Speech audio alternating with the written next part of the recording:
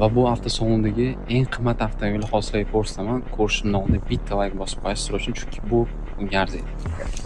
Kalitidan bilgan bo'lsanglar kerak.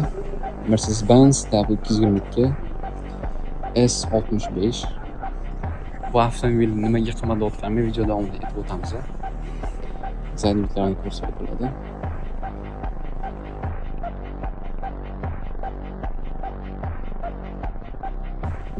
Avtomobilimizning qimmat bo'lgan yagona fishkasi bu dunyo bo'yicha atigi 130 dona chiqqan.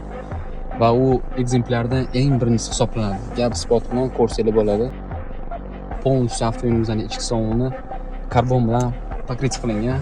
Bu yerda bronzoviy choklarni ko'rsanglar bo'ladi. Avtomobilda logotiplari gap bo'lishi mumkin emas. Eng maksimal full komplektatsiyadagi avtomobilimiz. Narxiga keladigan bo'lsak, ushbu avtomobilimizni 400 ming AQSh dollariga xarid qilsangiz bo'ladi. Nima deysizlar? Arziydimi, arzimaydimi?